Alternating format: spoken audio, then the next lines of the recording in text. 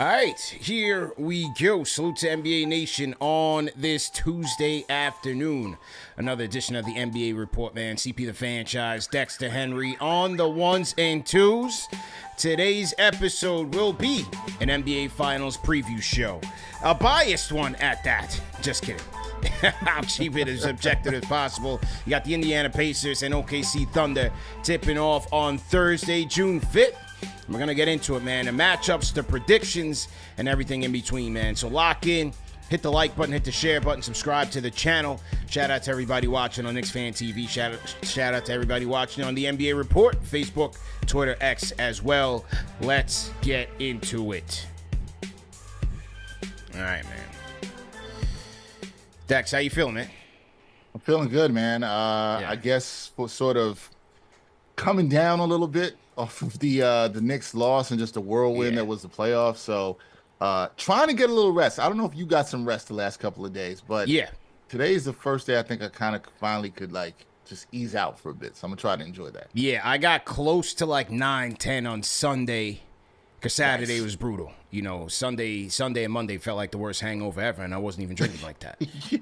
So like you said. Yeah, I would agree, and I had some quick turnarounds with work. Yeah. A lot of content we're putting out. So, yeah, man, it's been a blur the last couple of days. So hopefully we get some rest. Yeah, man. But, like you said, every day gets better. And, for the Knicks and the Knicks fans, we focus on the offseason, which we do best.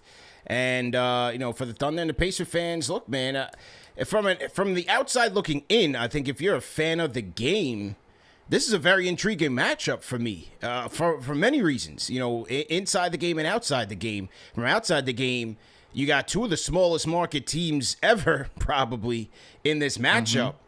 And I think that's an interesting spot in the league. Let's start with that, man. Like, what do you think about that overall, where people are kind of saying, is this a trend for the future, given that we've had 6 different champions, 6 different years? You now have the small market teams in this second apron era where the league is trying to prioritize parity. What do you think about these two teams being here in the midst of that? Yeah, I was going to say, I didn't think the trend was necessarily that, we'll see small market teams all the time, but I think the trend is you're going to see different champions.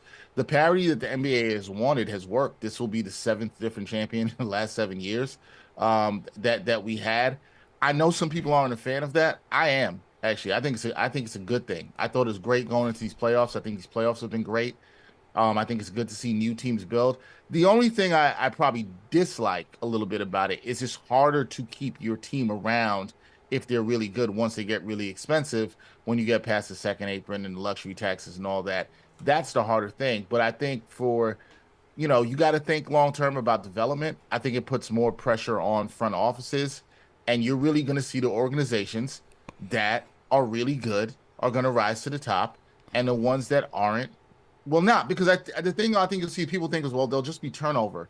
And it's like, nah, some organizations are going to be really bad at developing players, at drafting, which is not an exact science, of doing all that stuff, CP.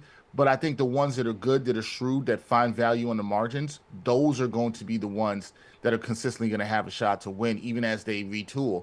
So I think it's a good thing. As far as the matchup goes, yeah, I think if you love the game, if you love the NBA, like I know we both do, you got to love this matchup, man. I mean, we'd love it more if the Knicks were in it, but you got to love this matchup in that you got a high-powered offense in the Pacers that can push the ball and control the pace, and you got a fantastic defense in the Thunder with the MVP.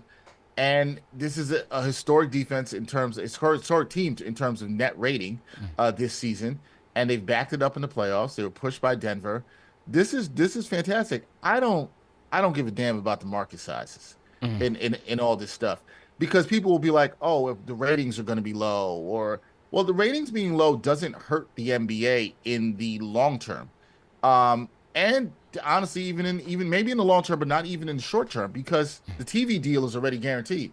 The TV deal starts next year. It's 11 years. The NBA has already got the bag sold up. Right. Yeah, so it's already sold up. It doesn't change anything. And I think if you love basketball, you're going to tune in. I don't think anybody who loves basketball sitting there and it's like, man, because it's Oklahoma City and the Thunder. And I understand these are not big markets. I think Indiana is the 25th largest media market and Oklahoma City is 47. 40. So they're two of the smallest in the NBA. I know OKC is in the bottom 3 of the NBA, Memphis and New Orleans being the smallest. But look, if the basketball's good, the players are there, you have stars, you got Haliburton, you got SGA. I don't see how you don't like this. But I do think if you're a fan of other teams, you should be encouraged from what you've seen year to year, where a team like the Pacers, they had continuity. Now they get to the finals. The Knicks, who we're talking about knocking on the door, they might be able to make some tweaks to get to the finals. We saw the Timberwolves tweak their team and still get back to the Western Conference Finals. So NBA's the transactions are going to be fun. The drafting, the winning on the margins is going to be fun.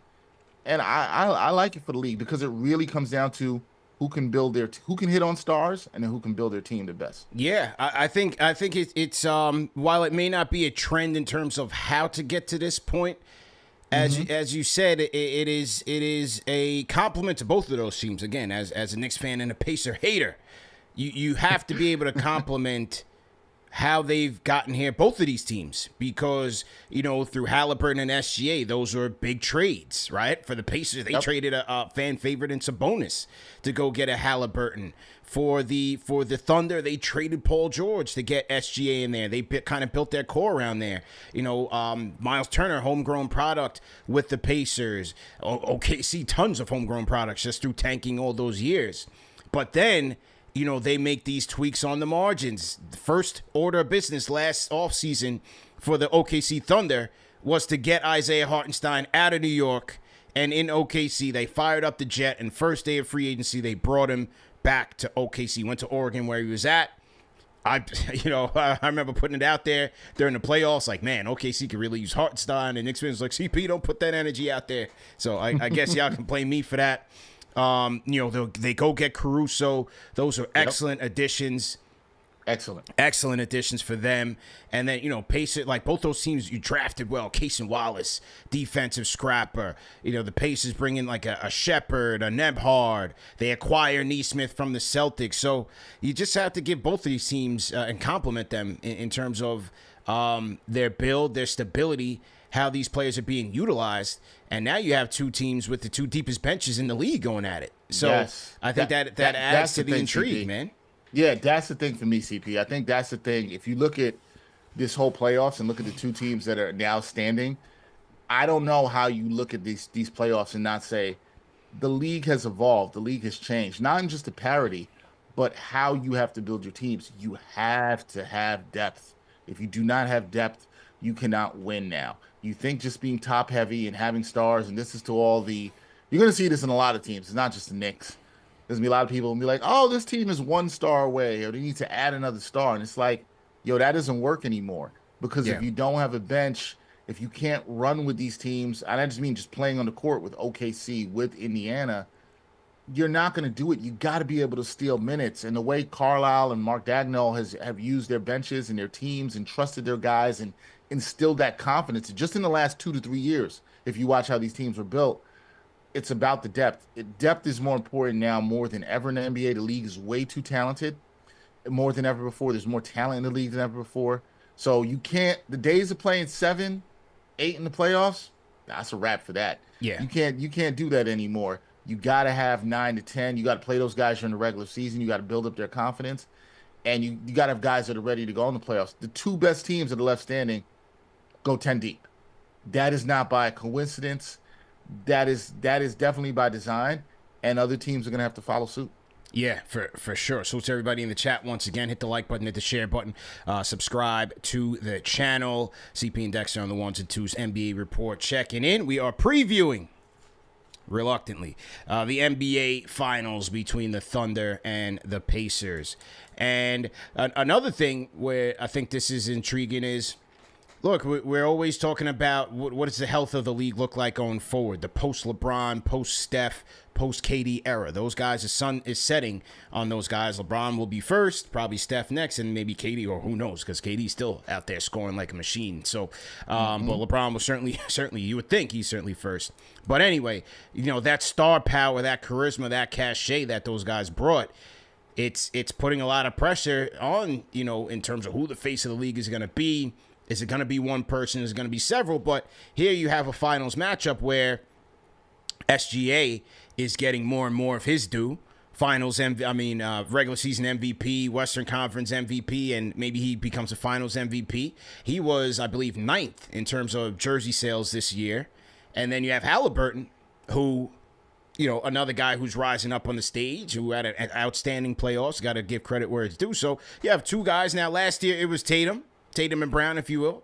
This year it's Haliburton and SGA, and maybe there's some spillover. There was an article in The Athletic that talked about the spillover from Milwaukee getting to the finals and winning it, and the amount of national TV appearances, and then the Nuggets and Jokic getting to the finals, and them getting their shine, and Jokic getting his shine, even though he really doesn't want it. So, hey, maybe this boosts one of those two guys should they win the whole thing. Yeah, I read that article in The Athletic, too, that talked a lot about that. And they were talking about some of the things I talked about with the market size and all that. And listen, for these smaller market teams, getting your star player on this stage matters, right? Like, it matters a ton. It'll get you more national TV games. OKC was down in national TV games in a year which they should have had more.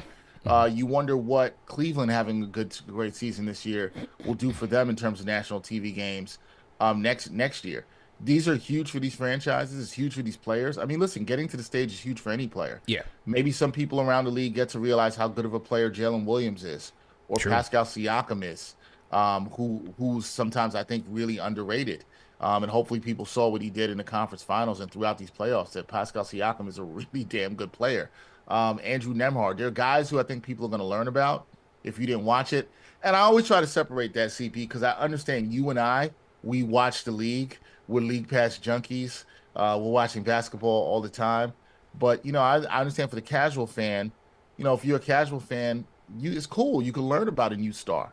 You can't just rely on the old, established, always household names. And you're right, CP, that they're in a transition period right now, the league is. But I think there are good young stars. I think you got Anthony Edwards. I think you got SGA. I know some people don't like how SGA plays. I consider Haliburton a star. I know sometimes people don't like his antics too, and Knicks fans, I get it if you hate Haliburton. But I think having a player to hate is a good thing. I think that's a good thing for the league.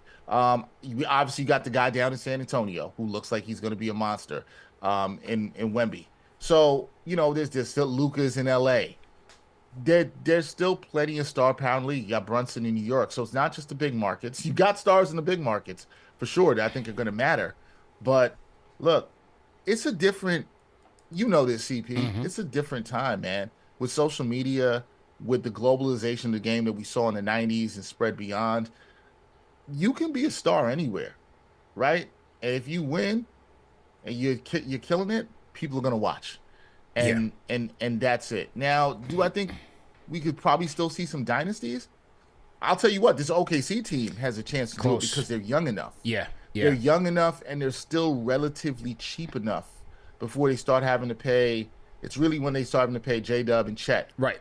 But they're relatively cheap enough to get this done. They're going to be at the top next year. So is Indiana. So you got to watch the teams that are below the second apron, watch how they make moves on the margins. And I think all this stuff is good for the league, man. I really do. Yeah, I agree, man. And again, it's an intriguing matchup that I'm very much looking to see and see how it all plays out. So to everybody in the chat once again, hit the like button, hit the share button, subscribe to the channel. I'm looking at the YouTube chat, and there's a new leaderboard here. TM, let me know if you're familiar with this. There's a new community leaderboard here that ranks people in the chat. I guess they have XP now, but is the XP based on the amount of chats that they're putting in there? That's very interesting. So I see Knicks Fan 1992 is number 1 on the leaderboard right now. Dark Matter RA, Fade 424. Shout out to J Rose 712. Shout out to JJ. I see Big Daddy G in there. Oh, very interesting, man. Very interesting. I just took notice of this. I hadn't seen this. This is new. Yeah. I haven't seen this before. Yeah. Okay. My 2 cents. Salute to you, man. What's the most intriguing matchup you're looking at here in this series? So for me, it's who does. How will I say? Not really. It might not be. It probably isn't going to be one person. But how does Rick Carlisle try to defend SGA? And is it him allowing SGA to beat him and say, hey, we're going to stay home on these other guys. We're not going to let them beat us. Are you going to try to pick your poison and try to force them? You want to collapse on SGA, make them kick out and shoot threes because OKC is not a strong three-point shooting team. Right. That has not been their strength throughout the year. They have hit it when they've needed to in the playoffs. They had some big, big daggers. Game 5 against Minnesota comes to mind. Game 5 against Denver comes to mind. I think it's really about what's their defensive strategy here. Do they play some zone? I think we'll see some zone in the series from Rick Carlisle against the Thunder, and see if they can beat them. That's the intriguing matchup to me. For one, are you putting Nembhard? Are you putting Nesmith at times? I would think Nesmith would get to start on him, but then how is Nesmith's ankle? Yeah, these days off could have been good for him. That's one of the intriguing matchups on that end. The other way, I would say, I think people are like, well, what are they going to do with Haliburton? Haliburton's so good with the pass. I don't. He's going to look to do that first. To me, it's Siakam. Siakam's the key. Siakam's playing like he has in the last couple of rounds, and so who's going to defend him on OKC? I wonder at times will they put Chet on him at times to try to frustrate him with the length.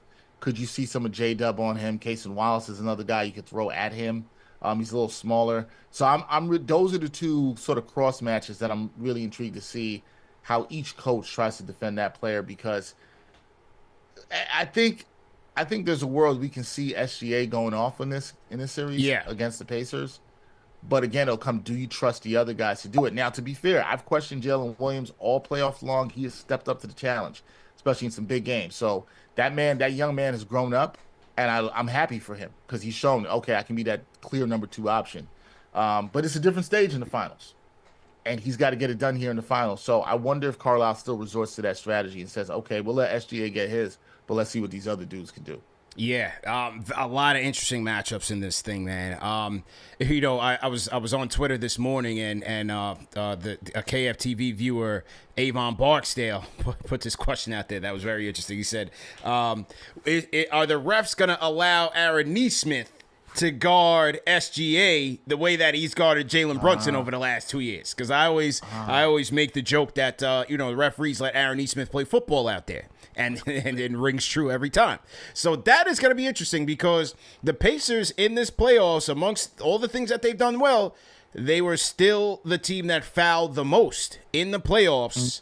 OKC being up there in terms of generating the most fouls. Obviously with SGA, who's going to give there and how will the referees call this? I think that will tell you a lot because if Nesmith picks up foul trouble, Pacers are in trouble.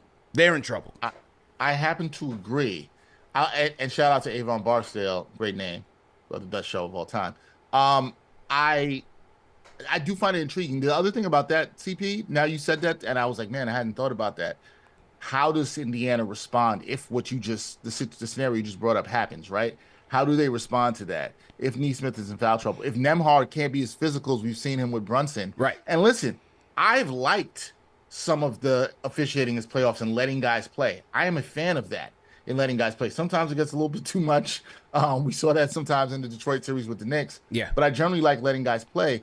But if they can't do that and they've been able to be physical all playoffs long, how does Indiana adjust to that? One thing I always say is like refs are going to do what they're going to do. Players have to try to adjust to it in the moment. And that's easier said than done.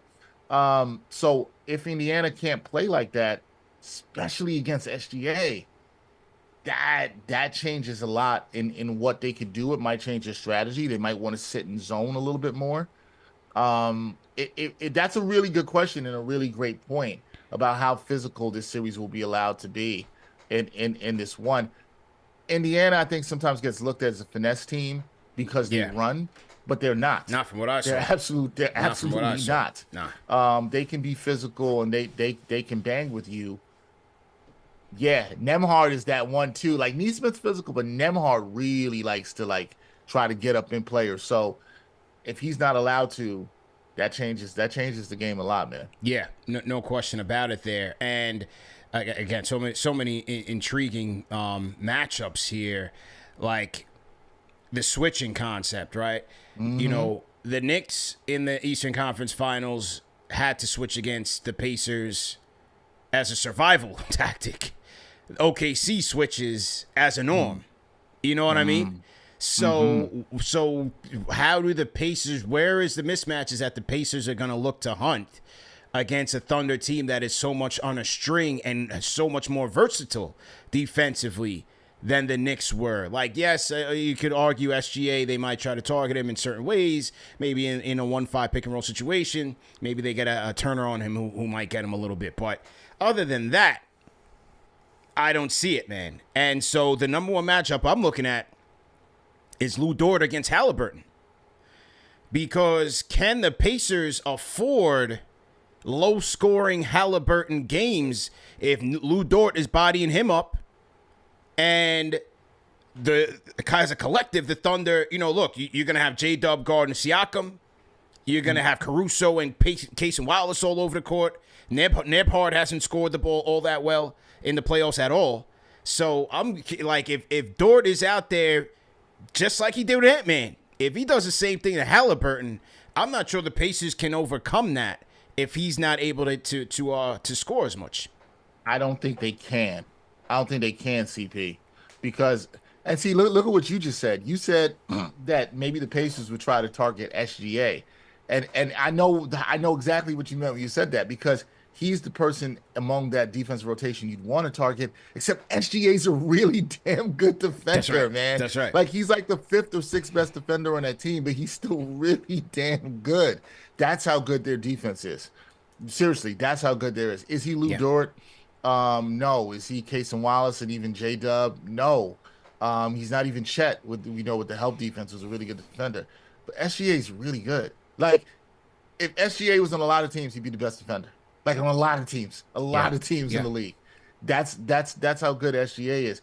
Yeah, if Dort is on Haliburton, which I agree, I think that would be the matchup, the primary assignment for him. And Haliburton is, I don't want to say reduced, because this is kind of his game. But if he's more of a distributor and it's not as balanced as you would like, I think that's hard for the Pacers to overcome. They're going to need him creating on the outside. They're going to need it. Haliburton's in his bag, like what we saw in Game 6. He starts getting into the middle of the paint. He's killing you with the floater. It's not just the long threes that everybody likes, and he's good at that. But when he's getting downhill and the threat of him either putting up the floater or dishing it off, and you don't know what he's going to do, the problem for him is, even if he gets to the middle of the court, even if he gets to the paint, the defense is so strong on other guys. Who's he dishing it off to? And is he putting them in a good position to then create another shot? Right. That's what he wants to do. But if he can't do it, and I think the other side of it too is, like, you do need a scoring CP, but what if he then becomes too much of a scorer? Like, he starts doing too much. That's not his game. Yeah. Right. And if he and that's another thing where you can get thrown out of your game a little bit. And that's my concern with the Pacers for that. With all that being said, I think that's why you have to give the advantage a lot here to the Thunder, because of what you're talking about, how good they are defensively, how versatile they are defensively. As you said, they switch in their sleep because everybody can guard everybody and there's no worry about the next person. I also will add, the last thing I'll add to that is, you wonder with the Pacers, and I think you were alluding to this, CP, they're coming off a matchup where they were able to hunt the Knicks' 2 best players, who were their 2 weakest defensive players. This is not that series. This is different. And look, everything changes series to series. You got to make adjustments. But they're going to have to adjust to that very quickly, because they will know as soon as that ball's tipped on Thursday night, they're going to know, oh, yeah, this isn't like the Knicks. Yeah. We don't have 2 weak spots on the floor where we can just relax. So you don't have a guy in the starting lineup like Josh Hart where you can just put a center on and hide, right? Like, so it's a completely different ball game. I'm with you. If Haliburton is forced way too much to be a scorer or isn't allowed to be balanced enough, I think that's a real problem for the Pacers. Yeah, no question about it. And then, look, another place where the Pacers had their advantages over the Knicks was in the transition game, in particular off of turnovers. Well, now you're going up against a team with the best turnover differential in the league and in the playoffs. So they're number one in terms of turning you over, and they're number one in terms of not turning the ball over. So, again, where you're looking at advantages in this series, it's going to be interesting to see, can the Pacers generate enough points here if they're not turning OKC, if OKC's not making those same mistakes, and also if they're clamping up, because OKC's got the number one transition defense in the playoffs as well. So can the Pacers want to play fast? Well, OKC can play fast. That's going to be interesting. That's that to me, that last part about how the Thunder are the number one transition defense, because we saw how poor the Knicks defense was Yeah. in the conference finals, and they got burnt on it many times. Where I was like, man, I've never seen teams score that quick off of makes. That's where it was. OKC is going to be ready for that. Now, it doesn't mean I don't think that the Pacers shouldn't try that. The Pacers have to try what they are. They have to know what they are and do what brought them to the dance. So I think they do have to try to run off the makes. I think they absolutely going to try to run off the misses. Because to some degree, you can say that the Thunder have not gone up in a series against a team that plays as fast as they do. So you almost want to see what happens when both those things meet. But I think the Thunder they're so good defensively, they're so good in transition defense. And again, that's another thing. I think with the Pacers, a lot of it for me is, will they get rattled if certain things that are their strength don't work for them? And then how do they adjust? That's what every series is about, but that's so much what this is about for them. Because I think the Thunder can take more away, at least in theory, of what the Pacers do really good. And we just haven't seen the Pacers react to that. Now, here's the thing. What if the Pacers are able to get easy transition buckets on the Thunder, particularly in game one? And the Thunder are kind of like, oh, man, we've never had anybody run on us like this all season. It's fair. It's true. What happens when they get that haymaker, right? So you kind of got to see, but I think what you just encapsulated there is what makes this series so interesting. And this is why basketball fans should be intrigued. It's sort of, you and I both like boxing. We talk about this all the time, right? We know styles make fights, and this is really one of those matchups for basketball. People kind of use that term a lot, but this is really one of those, because the Pacers have their style, the Thunder have their style, and it's almost like, yo, what happens when this comes to a head, and how's this going to look? So, yeah, I'm intrigued. The transition matchup is going to be huge in this series. Battle of the benches is also going to be interesting. Two of the deepest benches in the league. Pacers bench has been ridiculous. They outscored the Knicks bench by almost 100 in the Eastern Conference Finals. It's a top two for me. Now, Jarris Walker is going to be missing the first 2 games. He suffered a sprained ankle in Game 6 against the Knicks. But to me, it's going to be McConnell and Mathurin and Sprinkle and Obi against Case and Wallace and Caruso. And Mathurin killed the Knicks in terms of getting to the free throw line, and his athleticism hurt him a little bit. I think that the Thunder have the bench defensively. You sprinkle in Isaiah Joe, Aaron Wiggins. Those two are bringing the 3-point prowess, but then also defensively, they can match up. Wiles can go step for step with McConnell, where he was crushing the Knicks and getting inside the paint. Yeah, Knicks fans are sick of seeing McConnell get in the paint. I don't think he gets in the paint like that in this series. He'll try. I don't think he will. And I think that's another edge, CP. I'm just with you on this, on a lot of this stuff. It's the Thunder bench can defend so well. We just talked about the guys off the bench. Case of Wiles and Caruso coming off the bench. Those are easily 2 of the 15 best defenders in the NBA on the ball. It's and they're coming off the bench for the Thunder guys. Coming off the bench. I think you're right. Look, Mathurin's a microwave bucket, but he has not gone up against a defense like this. This is also his first time in the finals. He can get you points in bunches. I think if he can score, that's huge for the Pacers. Yeah. Anything the Pacers get from McConnell off the bench, him off the bench. Mathurin is key to me. Mathurin's key. If he plays with confidence against this defense, then I think that's huge for them. Look, and with Jarris Walker being out, did anybody see Thomas Bryant hitting those threes in Game 6? I didn't see that coming, but that's the thing I give to Carlisle. You got to give him credit, man. He plays his guys during the regular season. They stay ready. His vets are ready. He's had chances when he's gone to different guys. Okay, this guy doesn't have it. All right, we're going to go to Bradley. We're going to go to Thomas Bryant. We're going to see what works. They probably may have an unsung hero off the bench. That's the thing with the Pacers. You never know. But they are going to need some bench points. I think Mathurin's key. If McConnell, which I think this is a very tough matchup for him, if McConnell can get it going, I think it can be okay for them. But I think they're going to need a big to step up too.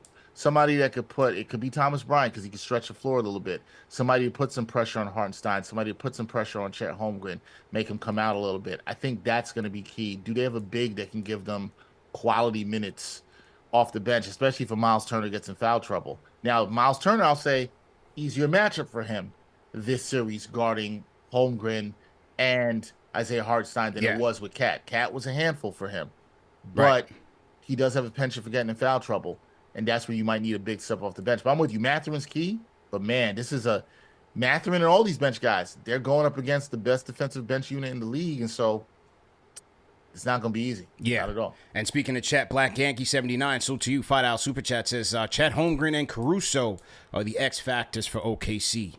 I think I'd agree with that, especially Caruso off the bench. You know, he can come in with the starters. He's versatile, and he can lock up. And then Chet, you know, Chet will take some threes now. He'll take them threes and make see where I think the Pacers outside of Turner. Forget Thomas Bryant. He made the Knicks look stupid. They don't have the front court depth for me in this series. And you can argue, you know, OKC's front court is a little bit shaky at times, especially when it comes to grabbing boards. But Chet's versatility, Hartenstein can get gritty, grab boards, play some defense. I got to give the edge to the Thunder there in the front court. They do have the other Jalen Williams off the bench as well. Yeah, I'll give the edge to them too. Yeah. I think they've got the edge. I just think they're more versatile in the looks they can give you. You know, they can close games where they play Hartenstein and Chet. They can go Chet solo at the 5 and a little smaller, spread you out. Yeah, I give them. I like Black Yankee 79. I agree. Caruso, you know, so crazy. I don't even feel like I consider him an X factor because he's so good, man. Yeah, he's so good. He's such a pest. Yeah. On defense. Shut Julius down. Down. And I know why Black Yankee 79 says that, because I think Caruso can really change games for that second unit when he comes in. You can even see him close. Daigneault's not been afraid to close with him because of how good he is defensively. You've seen him play big minutes in big games. He can wreak havoc.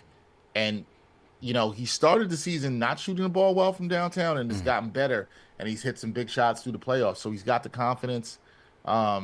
He's an X factor. He's a guy, like, you throw him on Mathurin, he could disrupt things for Mathurin. I can see Mathurin having his fits with him. Yeah. So he is an X factor. I like those two guys there for sure for OKC.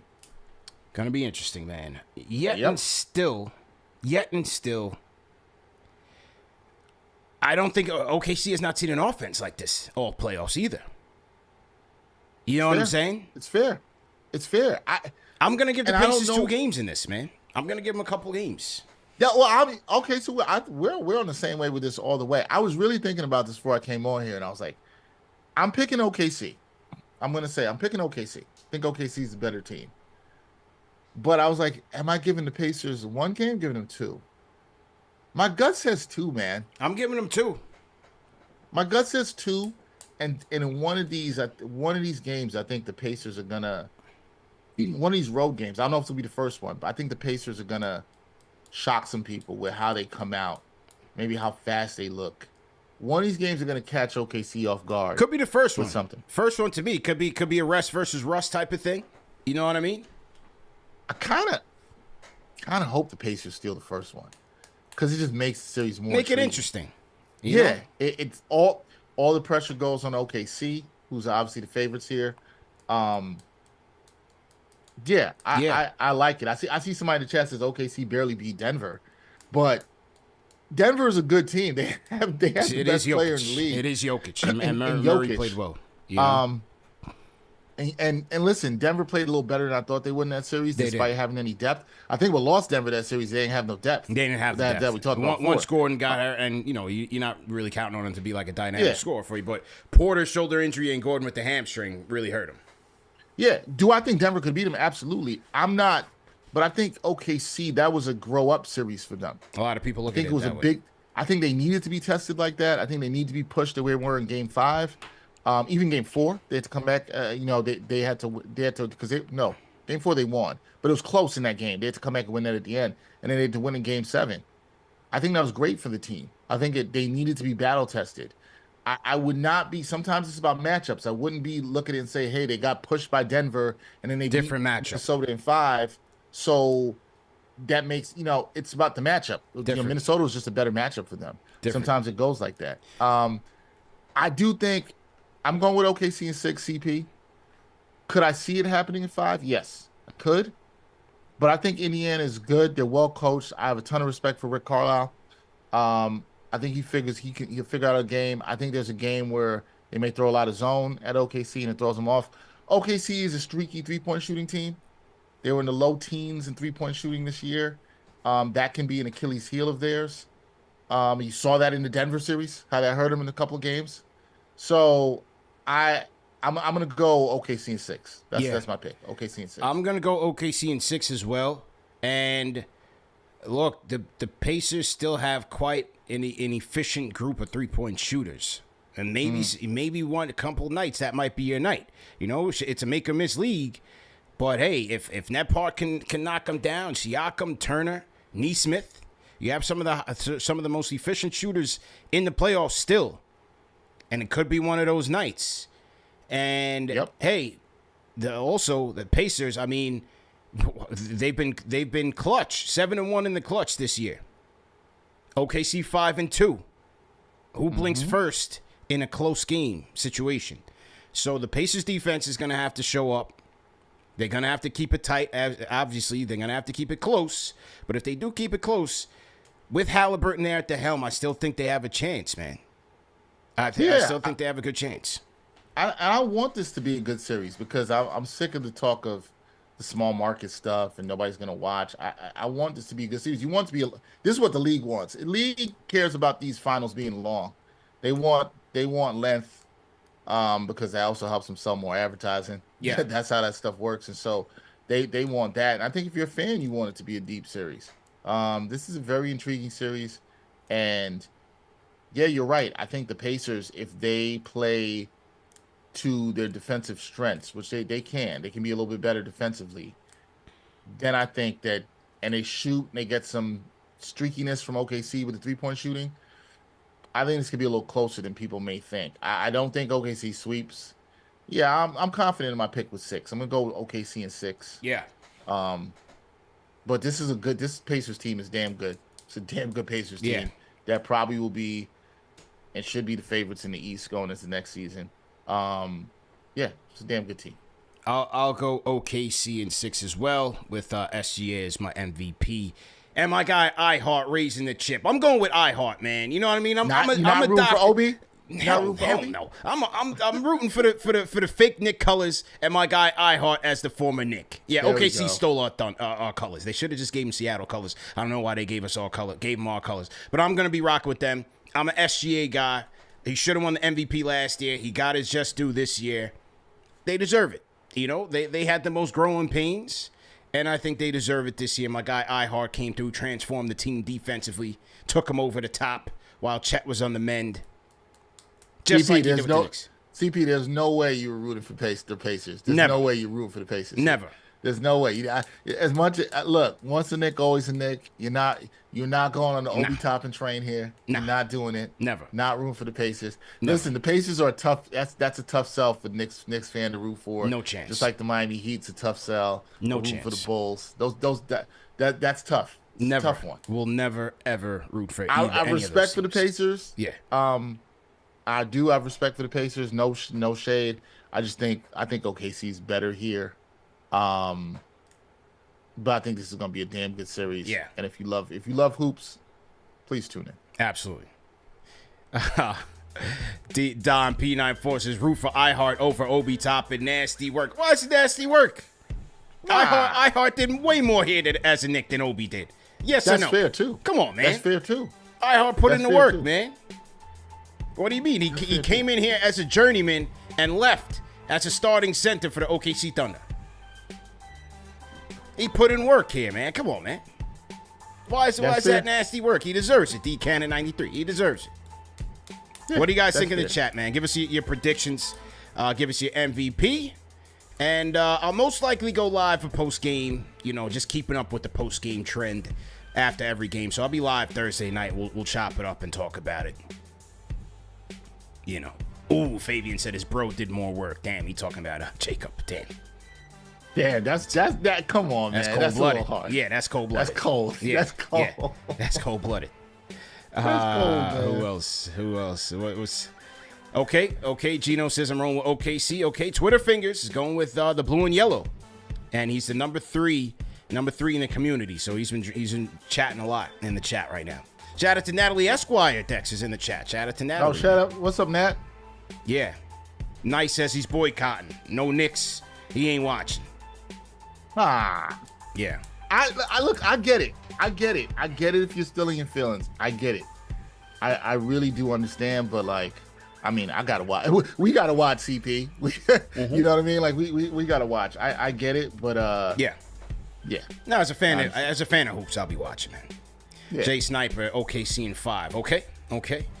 Simple Audi owner on a budget says OKC. Okay. All right. Fabian says MVP SGA. NBA pushing that narrative, rocking that Jokic MVP. My 2 cents. OKC in 5. SGA by MVP by a mile. Nobody's picking a sweep. I noticed. Nobody's picking a sweep. Lee Bloxham in the UK says OKC in 7. I hope it goes 7. I don't think it will, but I hope so. Yeah. OKC in 5. Okay. All right, man. Well, great show, Dex. Great show. All the mods. Great show, everybody in the chat. All of our Fanchise channel members watching on YouTube. Shout out to everybody watching on the NBA Report. If you have not subscribed to the NBA Report yet, go ahead and do so. We definitely appreciate everybody for watching over there. And, yeah, man, like I said, be live on